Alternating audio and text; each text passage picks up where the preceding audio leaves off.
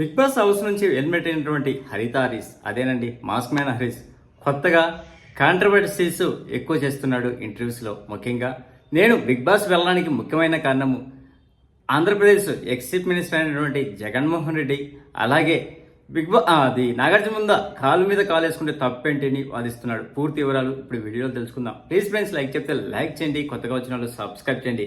ఈ big boss అయిపోయే లోపల కనీసం 3000 సబ్స్క్రైబర్లు అవుతారని ఆశిస్తున్నా. ఇంకా లేట్ ఎందుకు?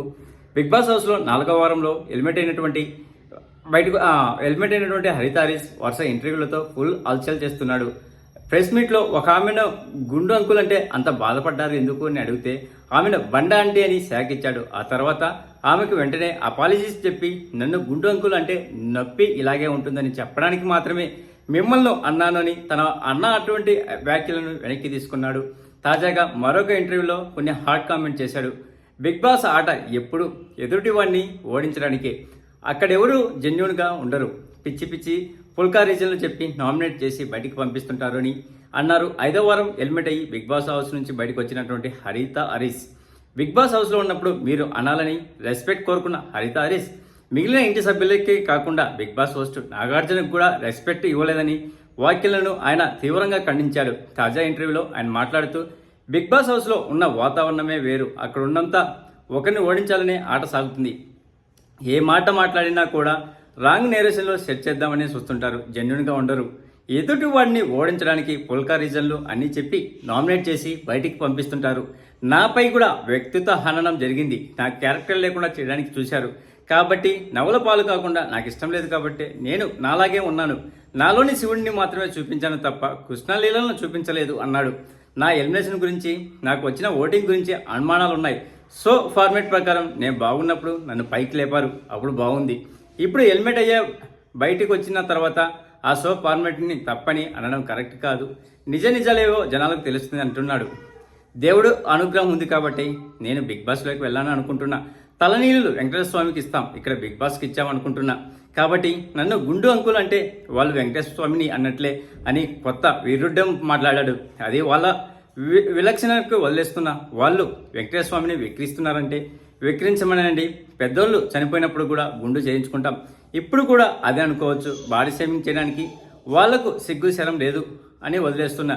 నేను బిగ్ బాస్ హౌస్లో వెళ్ళడానికి నిజమైన కారకులు అంటే జగన్మోహన్ రెడ్డి గారు, ఆయన మా తమ్ముడికి కొలీగ్, ఆ తర్వాత నా రూమ్మేట్. 2008-9 టైంలో ఒకటే రూమ్లో ఉన్నాం. ఇద్దరి మధ్య చాలా చనువుగా ఉండేది. అంత చనువు ఉన్నా కూడా ఏ రోజు ఆయన్ను నువ్వు అని అనలేదు, ఆ మాట నా నుంచి రాలేదు. జగన్ గారు మీరు అనే పిలుస్తాను, అలాగని అందరితోనూ అలా లేను. నువ్వు అని పిలిచే ఫ్రెండ్స్ కూడా చాలామంది ఉన్నారు. నేను మర్యాదగానే ఉంటాను, అదే మర్యాద కోరుకుంటాను. డట్టికి డిగ్నిటీకి చాలా తేడా ఉంటుంది. నాగార్జున ముందు కాలు మీద కాలేసుకుంటే తప్పని అంటున్నారు. అలా అయితే పుష్ప సినిమాని బ్యాన్ చేయాలి కదా.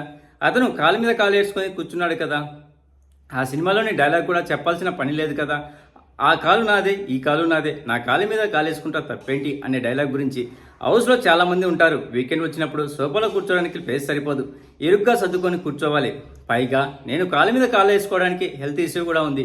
నాకు కాలు సర్జరీ అయింది కాబట్టి కిందికి తాకినట్లుగా కూర్చోలేను, అందుకే కాలు మీద కాలేస్తా.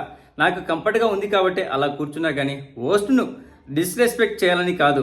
సార్ రాగానే అందరికంటే ముందు లేచి నిలబడేవాడిని నేను. ఆ గౌరవం ఉంది కాబట్టే చాలా రెస్పెక్ట్ ఇచ్చి మాట్లాడాను. మన దౌర్భాగ్యం ఏమంటే ఇండియాలోని ఇవన్నీ పట్టించుకుంటారు, మరెక్కడా పట్టించుకోరు.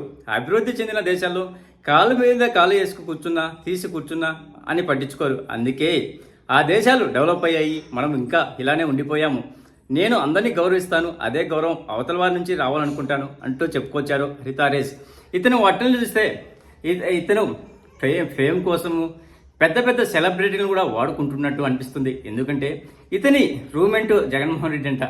ఎంతవరకు అది వాస్తవమో లేదో మనకు తెలియదు. ఎట్టా ఈ విషయాల గురించి జగన్ చెప్పడు కాబట్టి ఏదైనా వాడచ్చు అనే విధంగా ఇతను చెప్తున్నాడు అనిపిస్తుంది నాకు. మీకు అలాగే అనిపిస్తే కామెంట్ చేయండి ఫ్రెండ్స్. ప్లీజ్ ఫ్రెండ్స్, లైక్ చేస్తే లైక్ చేయండి, కొత్తగా వచ్చిన వాళ్ళు సబ్స్క్రైబ్ చేయండి.